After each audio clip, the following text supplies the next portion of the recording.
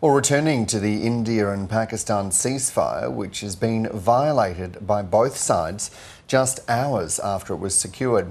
Dr. Aditya Balasubramanian is a senior lecturer in history with a focus on India at the Australian National University and joins us now from Canberra. Good morning, welcome to the program.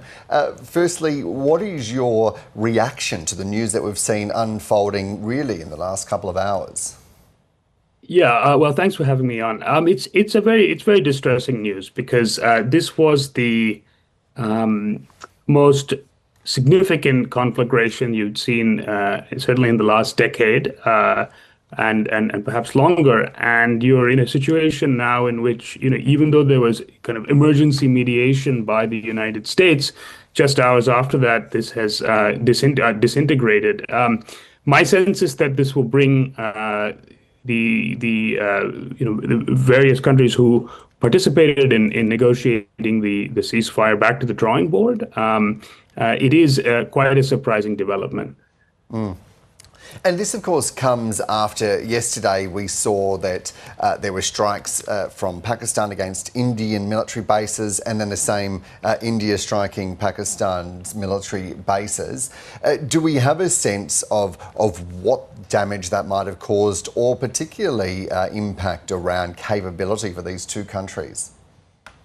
Well, look, I think that the impact it's too premature to tell, and also the kind of reporting on this will different wherever you ask, you'll have different kinds of information given to you.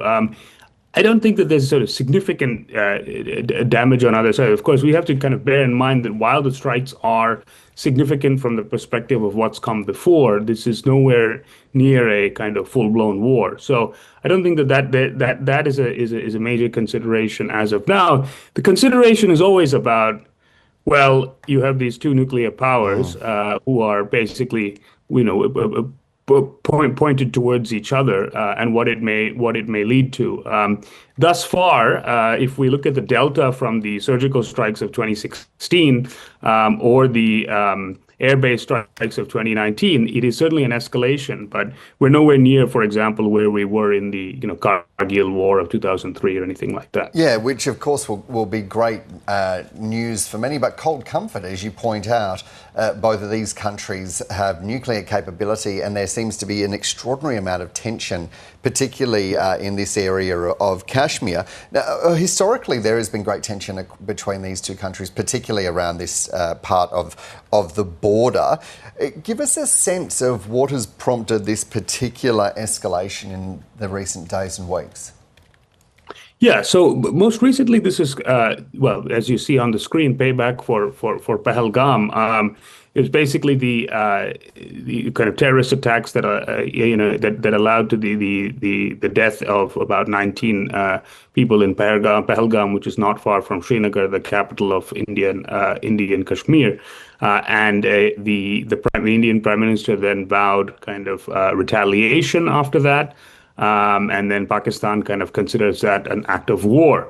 So, but again, if you look at the last, again, thinking about this from a kind of 10-year framework, you had similar kinds of terrorist attacks in 2016 and 2019, and you had retaliation from India, and then both sides kind of claiming victory before the kind of cessation of hostility. Now, it's important to note that that marks a substantial change from the previous decade, whereby when such attacks occurred, effectively diplomatic alliances or diplomatic negotiation was halted as a kind of measure of response from India. So here we have a slightly different way of doing things under the Narendra Modi administration.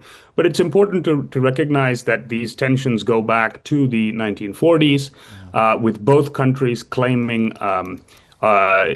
sovereignty over Kashmir, and multiple kind of lines of control drawn and redrawn after wars that have gone on from basically that time. The most recent conflict was also set off by India canceling or withdrawing from the Indus Water Treaties, which was signed in the 1960s. and effectively saying that the water sharing with Pakistan will no longer go on as placed. Now, that again is more of a symbolic move at the current moment because it's going to take a lot of resources to divert that water flow.